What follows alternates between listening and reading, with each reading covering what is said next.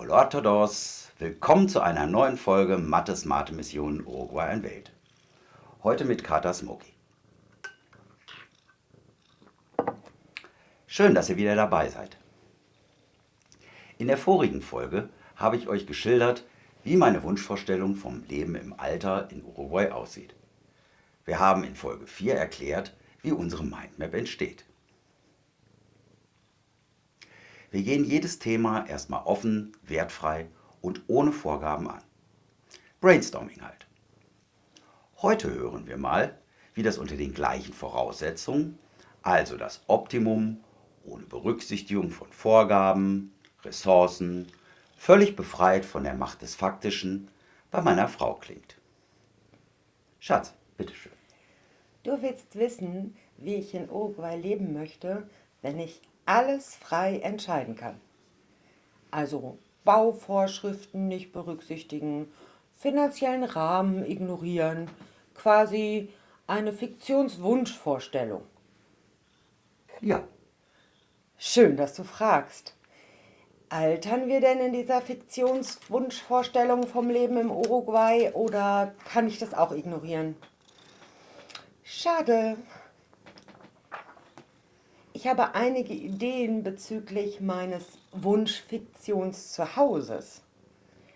Ein Lehmhaus in U-Form mit ganz viel Glas. Jedes Mal, wenn wir in einem Lehmhaus waren, haben wir hinterher darüber gesprochen, wie gut die Luft und wie angenehm das Klima in dem Haus war. Und ökologisch ist es auch.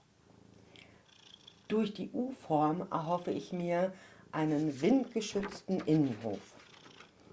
Ein sehr flach abfallendes Metalldach wäre großartig, weil die Geräusche des Regens darauf, die mag ich sehr. Um das komplette Haus herum möchte ich eine richtig breite, überdachte Terrasse.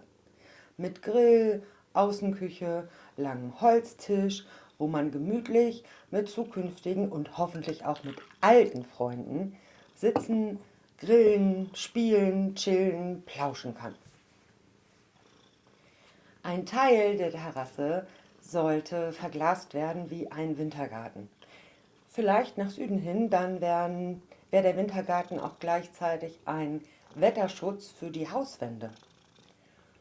Und mit einer Trennwand könnte ich dort töpfern und malen und du könntest dort gleichzeitig Bier brauen. Und sonst halt eine offene Wohnküche, Büro, Schlafzimmer mit Bad. Alles seniorengerecht. Ich möchte, wenn ich alt bin, nicht mehr auf Leitern steigen, um etwas aus den Küchenschränken zu holen. Auch dann nicht, wenn ich es nur selten brauche. Ebenerdig, so dass man später auch mit Rollator oder Rollstuhl überall hinkommt. Smart, viel Licht. Nicht so riesig, sonst gibt es so viel zu putzen. Und sehr, sehr, sehr gemütlich. All das ruhig ein kleines bisschen außerhalb eines hübschen, küstennahen Ortes mit Krankenhaus und ich nehme an auch mit gut sortiertem Baumarkt. Und möglichst autark und ressourcenschonend mit Brunnen, Photovoltaik, Biogas, Trenntoilette, Solarthermie, Grauwasseraufbereitung, inspiriert vom Own Home halt.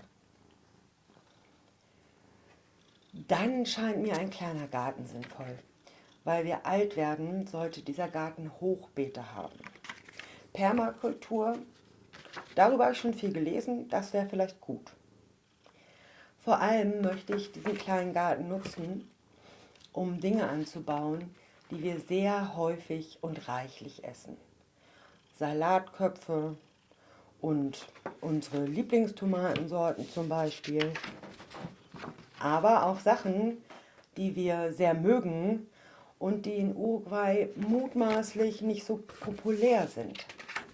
Vielleicht Spargel oder Rosenkohl, das werden wir dann noch rausfinden. Anders als du bin ich ja noch nicht verrentet, wenn wir auswandern. Beruflich würde ich dort gern mit Menschen arbeiten, die das auch wollen. Am liebsten mit Frauen und Paaren. Auch Kooperativen und sinnvolles, nachhaltiges Recycling sind mein Thema. Wohlgemerkt sinnvoll, nicht als Selbstzweck. Bisher war es halt oft so, dass die Menschen mehr oder weniger gezwungen waren, mit mir zu arbeiten oder mit mir zu kooperieren, weil Jugendämter oder Gerichte, Angehörige oder Behörden das so festgelegt hatten. Grundsätzlich hat mir die Beratung immer sehr gelegen. Am meisten Spaß hatte ich ganz klar als Bildungsreferentin in der Verbandsarbeit.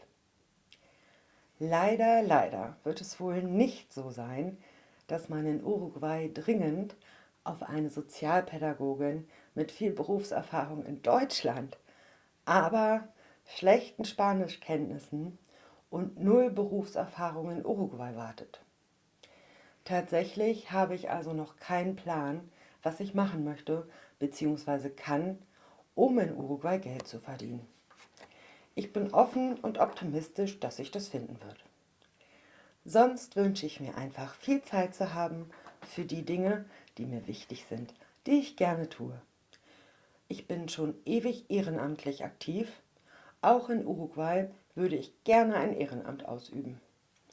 Und sonst stricken, spielen, mit Freunden schwätzen, am Strand sitzen, töpfern, schwimmen, malen, Hörbücher hören, Katzen schmusen und viel Paarzeit wäre mir tatsächlich sehr wichtig.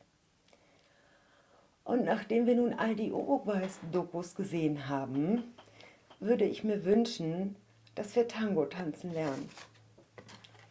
Das Wichtigste ist mir allerdings, dass wir so lange wie möglich, so gesund und selbstbestimmt wie möglich zusammenleben können.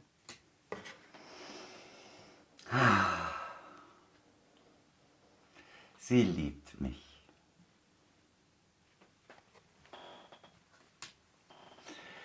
Ja, nach solchen Wunsch- und Informationstransfers haben wir gemeinsam herausgearbeitet, welche Punkte und Fragen in die Mindmap müssen und wie was gewichtet wird und wann was anzugehen wäre.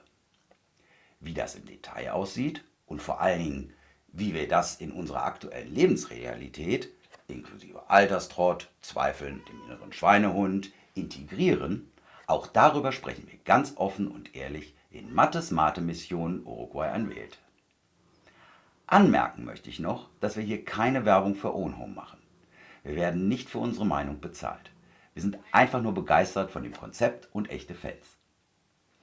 Ich hoffe, es gelingt uns, euch einen guten Eindruck davon zu geben, wie sich unsere Mindmap gefüllt hat.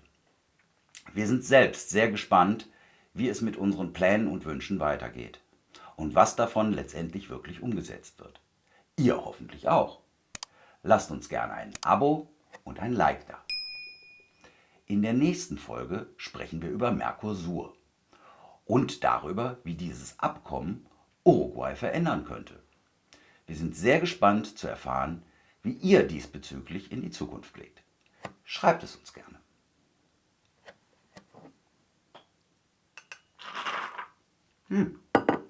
Mein Mate ist auch schon wieder leer. Ja, das war's für heute. Hasta la próxima, wenn es wieder heißt Mattes Mate Mission, que les vaya bien und auf Wiedersehen. Tschüss.